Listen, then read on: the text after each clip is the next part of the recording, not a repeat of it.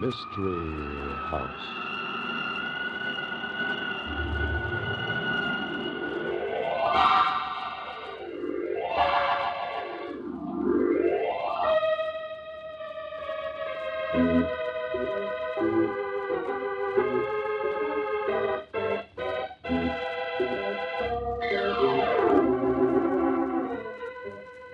Mystery House, that strange publishing firm owned by Dan and Barbara Glenn, where each new novel is acted out by the Mystery House staff before it is accepted for publication. Mystery House.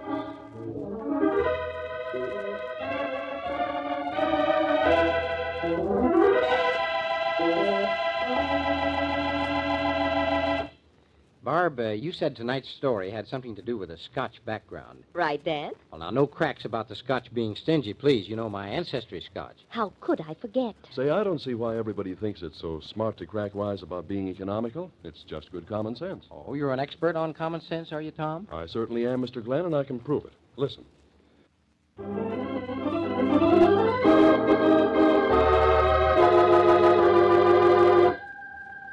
Okay, places, everybody.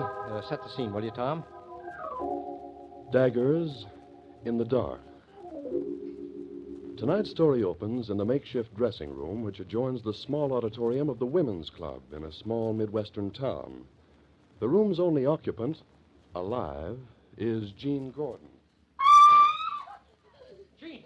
Gene, is that you? Gene! Jeannie, what the... Great Scott! Father murdered with his own dirt. Gene, snap out of it. His own dagger, right through the heart. Oh, Pete, who could have killed him? I don't know, sweetheart, but I wish I did. Because that's the question the police will be asking us.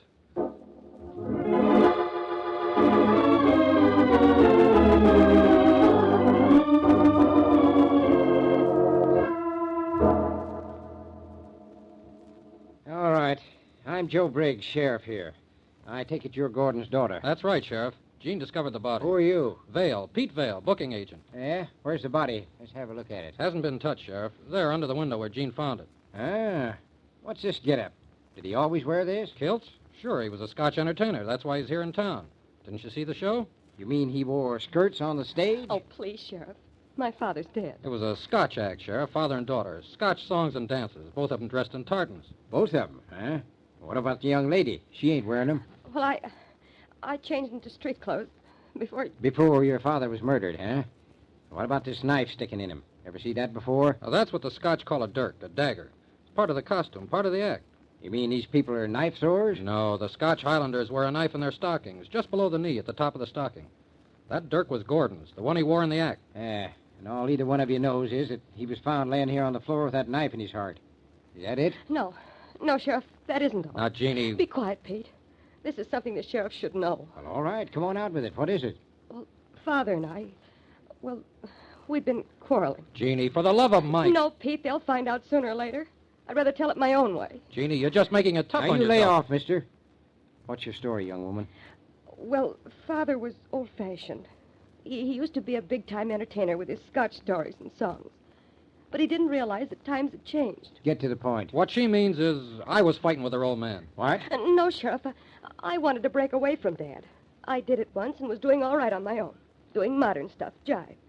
But he got so angry about his own daughter singing jazz songs that he came out of retirement and had Pete set up this tour of tank tops. Huh? Look, Sheriff, it doesn't mean anything. Old man Gordon was big time, sure, 20 years ago. Command performance for Kings and all that stuff. Made a lot of dough. But when Jean here got set to be a star in her own right, he got mad. Especially when she started jazzing Scotch songs. Well, what's that got to do with this? Nothing. You see, the only reason Pete is here... I'm their manager. That's why I'm here. Oh, don't try to kid me, Vale. I know managers don't come along on one-night stands. Especially managers of people performing before small-town women's clubs. That's right, Sheriff. Pete and I want to get married.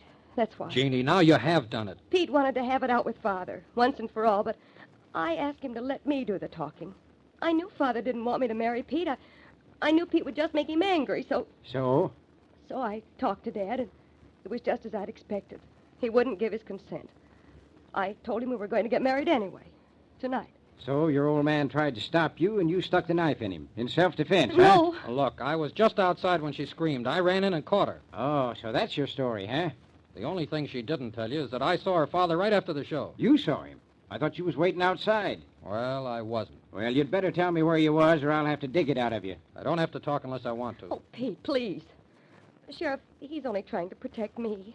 He thinks the evidence looks bad for me. Well, right now, it don't look so good for either one of you. Are you sure nobody in the audience knew your father was killed? Well, I don't know. I didn't hear anything before it happened. Wasn't anybody working backstage? Sheriff, these women's clubs, all they've got is a committee to run the show, and everybody on the committee is so busy congratulating themselves after it's over, nobody worries about the performers. Well, it strikes me, young lady, that neither one of you have been paying much attention. That makes it tough when you're trying to get away with murder. Come along.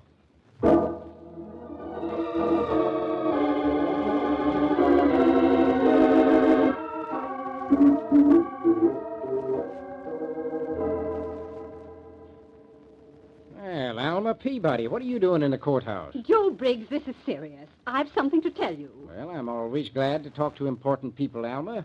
But I got about as much work to do as I ever had here, and I know. That's why I'm here. Well, all right. Get it over with. It's a cinch I won't be able to do anything until you do spill it. Joe, I know something about that murder. What do you know? You're president of the women's club that sponsored this Scotchman's appearance. Is that what you know? No, Joe. I knew Angus Gordon a long time ago. I mean, I knew him well. You mean you were a bobby soxer when he was a big star like Harry... Well, anyway, Alma, this is serious business. Joe, it's hard to say this, but you may find it out yourself, and then it'll look... Well, I was married to Angus Gordon. What? It's true, Joe. Are you losing your mind, Alma? You was married to Jim Peabody before you came to this town. Everybody knows that. Everybody thinks I was never married before, because I was so young when I came here with Jim Peabody. But I was born in Scotland, and my parents married me off to Angus Gordon when I was 16. Angus was just a coal miner then. Well, all right, Alma, all right. You kind of knocked the wind out of my sails there for a minute, but what does all this have to do with murder? I'm trying to tell you, Joe. When Angus and I came to this country, he was just a struggling Scotch singer toward the church mouse. Yeah? So when Jim came along and offered me real security as the wife of a bank president, I left Angus. I never loved him anyway. Alma, you've been thinking that I might suspect you of Gordon's murder if I found out about this? Well, my conscience bothered me. I just had to tell you for fear you or someone would make it seem different than it really was. Mm-hmm. Well, you've got nothing to worry about. I got your ex-husband's daughter locked up along with her boyfriend. Between the two of them, I figure I got the one who done it. But do you think the girl is actually implicated, Joe? I doubt it. I figured the boyfriend done it. The girl's trying to protect him, but that won't last long when I turn the heat on. Joe, do you trust me? Well, that's a strange question. Oh, don't hedge, Joe. Answer me. Well, Alma, when it comes to murder, I don't trust anybody. But to be sheriff in this county, you've got to be careful of your politics, and you swing a lot of votes. That means you do. What do you got up your sleeve? I think I might help you and at the same time do something charitable for Angus's daughter. If you'll let me, Joe. You sure you're not holding out on me about this girl? She's not your daughter, is she? Oh, heavens, no. Angus adopted her right after I left him. And what is your interest? Oh, I suppose it's conscience. I feel badly about what happened to Angus, and I'd like to do something for Jean. Something that might help you. Help me? How? Well, if you put Jean in my custody temporarily, I could be nice to her. That's no help to me. Oh, but don't you see? Let the young man out, too. If he did murder Angus, and if Jean knows he did... Oh, you mean they might try to get together, huh? Exactly. I'll watch Jean like a hawk. Only she'll think I'm just being nice to her for the sake of her father. Then if this person she wants to marry comes around, I'll be able to find out what he's cooking up. Something you could never do as long as you hold them both in jail. Well, it's crazy. It ain't right. But you'll do it? All right, Alma. I'll send the girl to your house.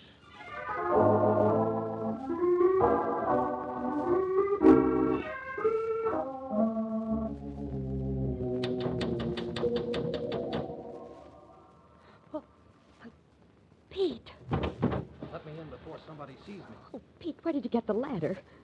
How did you get here? There. I made it. Oh, Pete, you're crazy. What are you doing here? That sheriff has an idea we'll try something together. That's why he sent you here and let me out on bail. But this time of night, what's the idea? I wanted to be sure old Mrs. Peabody'd be asleep, so I could talk to you privately. Oh, she's asleep, all right. But, Joe, what are we going to do about you? The sheriff is sure to get you convicted for what happened to Father. He practically told me that. Yeah. I understand he offered you a nice little deal. What do you mean? That's why I'm here, baby. To tell you can't get away with it. Pete, what are you talking about? I never thought this would happen to me. Falling for a gal and having her turn out to be a double-crosser. Pete, I've never seen you like this. No? Well, you never will again. Do you really think I'd sell you out? Oh, spare me that, will you, Jean? It's bad enough to know it. Peter Vale. Oh, you really think? I don't think anything anymore. I just came to tell you I'm going to beat it. But before I go, come over here. Close to me.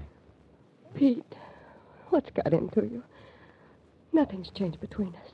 Listen, Jean. Before I go, there's just one thing. Oh, Pete, please. Not this way. I won't listen to you. I can't. Okay, baby. If that's the way you want it. Oh, no. No, Pete.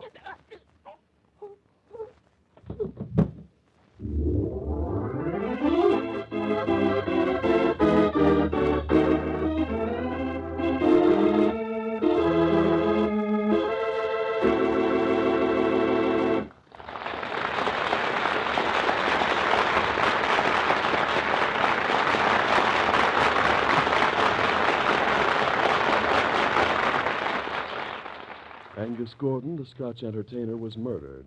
And now Angus' daughter, Jean, was she murdered too? Well, it looks very much as if Sheriff Joe Briggs has plenty of problems to solve in the second act of Dagger in the Dark. But now, while the scenes are being shifted, listen to this.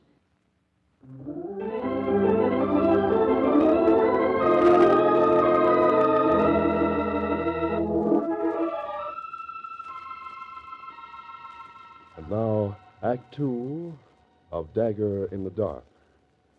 Sheriff Joe Briggs has arrived at the home of Mrs. Alma Peabody to find Jean Gordon bleeding profusely and still unconscious.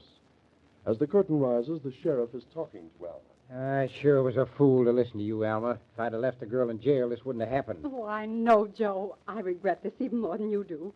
But there's one good thing about it. Don't you see? What's good about a knife wound in a pretty gal like her? Oh, I don't mean that. I mean, now you know who did the other murder. Who killed Angus Gordon. You mean because you saw Pete Vale hauling the ladder up to the side of your house? Of course, Joe. I saw him as clearly as I see you. He climbed up to poor Jean's window and stabbed her. That's the way he stabbed her father. Did you see him do it? You got the knife? Knife? Well, whatever he stabbed her with. You got the weapon? Of course not. Well, then we don't know as much as you think we know. All we know is you think you saw this guy hauling the ladder up. I did see him. Well, how'd he get away then? You claim you called me as soon as you saw him. I did. He just must have got away. Uh-huh. Well, how? My men were all around the house the whole time. When I got here myself, you were just coming out of Jean's room. And you say you got to the girl right away. Oh, Joe, don't argue about such inconsequentials. Do something about Jean. Yeah, she's all right. The doc's in the other room fixing her up. She's going to be all right. But what about the man, her boyfriend? Yeah, we'll get him. Don't worry so much. That's my job.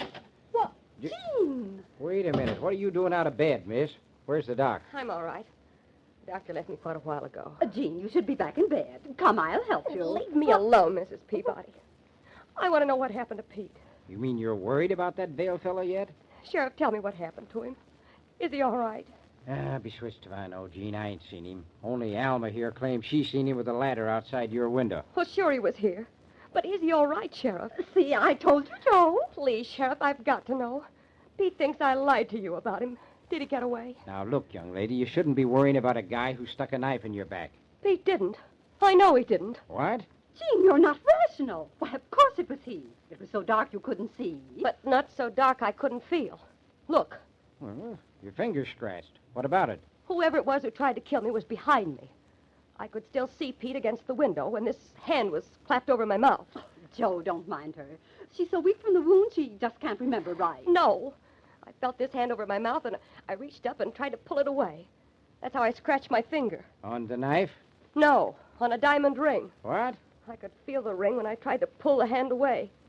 Don't you see? It couldn't have been Pete. He never wore any rings at all. But, Jean, who else could it have been? The house was locked. There wasn't any other way of getting in except through your window. It must have been your friend Pete. I don't know who it was, but it wasn't Pete. Well, this beats me.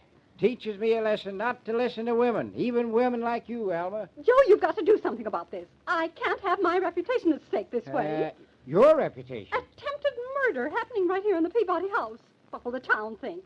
Joe, you've got to clear this up right away. That's a fine Yeah, attitude. now, wait a minute, you two. Just now, what you might expect of a Tanktown big shot. Why, Jean, after all I've done for you. All you've done was you who got my father to come to your old woman's club show.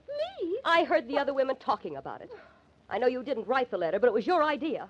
And now all you're worried about is what people will think about you. Even though Father is dead and somebody tried to kill me. Jean, you ungrateful little... no, that's no way to fix anything. Well, Now, cut neither that one out. of you has to worry about me anymore. I'm going to get out of here and find Pete Vale before he gets caught for something he didn't do. Oh, no, you don't. Wait, I'll get it, Alma. Yeah, Sheriff speaking. Who? Gil Lambert. Yeah. Yeah. Well, bring him out here. Yeah, right away. Oh, it's Pete. I know it's Pete. What's happened, Joe? Oh, it's that Vale feller, all right. Gil Lambert, the lawyer, was on the other end. He said Vale walked into his office an hour ago. They're coming out here right away.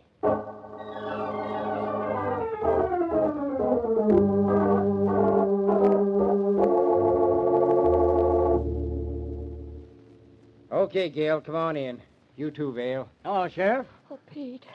Jeannie, are you all right? Now, break it up, you two. This thing isn't settled yet. The idea, the audacity of this young Now, man. Mrs. Peabody, don't be too unkind. Joe Briggs, if you're any kind of a sheriff at all, you're Oh, going to... what are you fretting about, Alma? There's plenty of men guarding the house. Nothing can happen. Why don't you arrest this young man and be done with it? Well, first, I want to hear what Gil has to say. You said it was important, didn't you, Gil? I did? Well, I'm not going to listen to such twiddle twaddle. Now, look here, Alma. It's all right, Joe. Let her go. We don't need her for this. Let me go. I like that. I'll go as I please. And next election, I'll see we have a new sheriff in this community. Yeah, go ahead, Pete. Tell the sheriff what you told me. Oh, Pete, please get yourself out of this. I will, sweetheart. Just a minute. Now, come on, Vale. Let's hear it. Not so fast, Sheriff. You almost got me on this when you told me that tall tale about Jean ratting on me. But in a way, I'm glad you did. What do you mean? Let him tell it, Joe. You wanted to find out which of us was guilty, so you told me Jean accused me of murdering her father. Yeah. That's what brought me here to Jean's room. And that's what started me seeing things. But what, Pete? Jean, I knew I hadn't put that knife in your back. But I also knew that if I was found with you, everybody'd be sure that I had. So, you ran out on her. So I could see that whoever used that knife had missed the mark. I knew Jean was going to be all right, so I left to find the clue that would tell me who did it. This. That's the knife that killed Angus Gordon. That's right, Joe. I took the liberty of getting it out of your office. Take a good look at it, Sheriff. See anything? Pete, what are you getting at? That's Father's dirk. No, it isn't. Look at the head. Yeah, some kind of scratches. Why, there's writing on it. Engraving so small, I can't quite read it. That's right. Look at it through this enlarging glass. And fare thee well, my only love, and fare thee well a while, and I will come again, my love, though it were 10,000 miles. Why, that's Bobby Burns. A nice sentiment, isn't it? What are you getting at, Vale? When I left Jean here, I went back to the dressing room where Angus died. All his personal stuff was still there, so I went through it. And I found a small box full of sentimental things about his marriage. You mean his marriage to Alma Peabody? How did you know? She came to my office and told me. Oh, she did she? Well, that's just fine. What about the box, Pete? Well, it was full of letters and a lot of other stuff, all about Alma. Apparently your father was a sentimental man even before he adopted you. Tell them about the knife, Pete. Right. Now, in this box, there was a sales slip for a handmade dirk with 4 lines of engraving and specifications that it be made smaller than the normal size. I don't get it. There was also a letter to Angus from Alma, in which she thanked him for the dirk he had given her when he went away on his first tour of this country. And she quoted the lines engraved on the dirk, those lines from Burns. You mean that this knife belongs to Alma? That's right, Joe. But how... You see, Pete came to me because he said he needed a lawyer, and he was sure he could clear himself if I'd agree to help him. After he went through that box of your father's, he was sure the weapon found in your father's body was smaller than the dagger your father used in his act.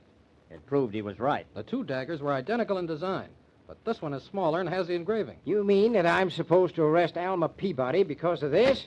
What? Arrest me? Shut up, Alma, shut up. What would she be killing the next husband for? Revenge, probably, or jealousy because he'd done so well. She probably hated him. Ah. Well, Alma, looks like I got to take you into the courthouse. What? Arrest me for murder?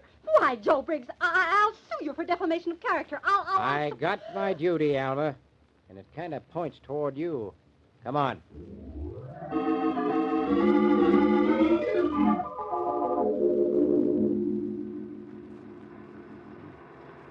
Oh, you will live to regret this, Joe Briggs. I've never been so humiliated in my life. Well, there's nothing much I can do about it, Alma.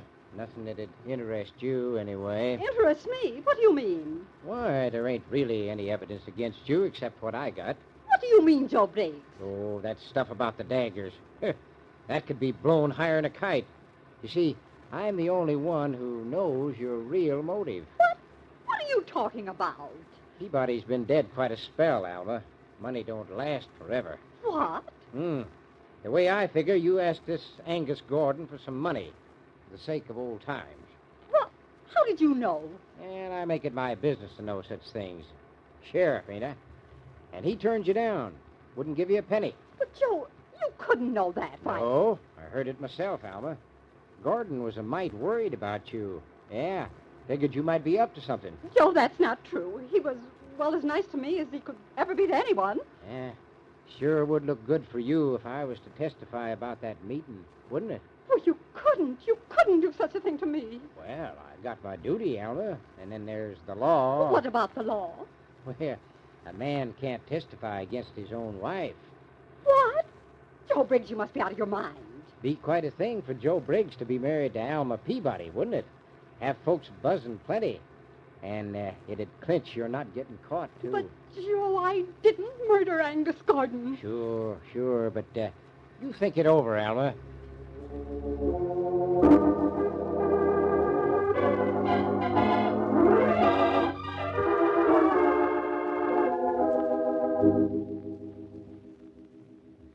We found something very interesting among Alma Peabody's souvenirs, Joe. Eh?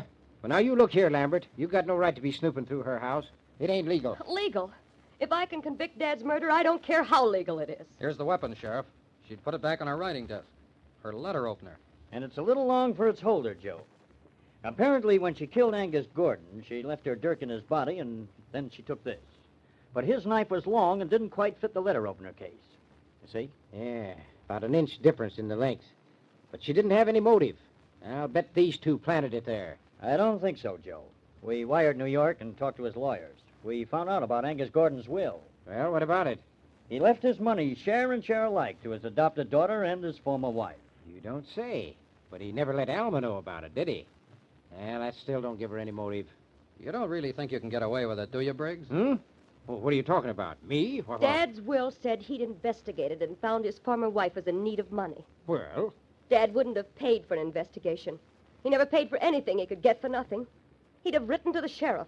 what? You mean... Don't worry, Mr. Bridges. We can check that. Dad never threw away a piece of correspondence. But I know how he'd operate. And when you found he was coming here, you saw a chance to capitalize on what you knew. Now, wait a minute. I never had a letter from him in my life. And I didn't know a blamed thing about any will. You'd figured some way to get part of that money, Briggs. What was it? Nothing.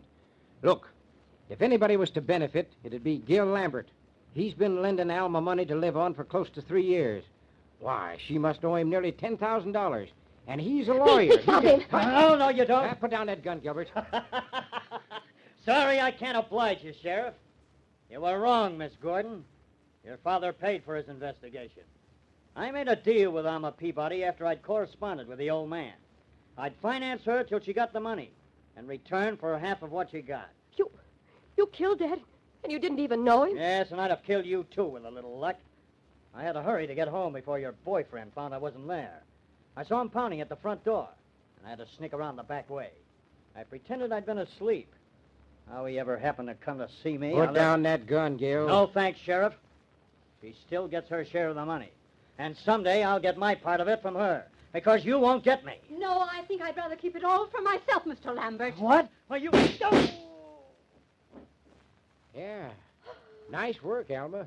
You got him. I was never much good with a dirk, but as a girl, I rather prided myself on my marksmanship. I knew he was guilty, but I was scared to death. When you went to Mr. Vale, I was, well, blind with fear. I don't blame you, Mrs. Peabody. But, Pete, how did you happen to pick Lambert? I don't know, Jeannie. Just, a stab in the dark.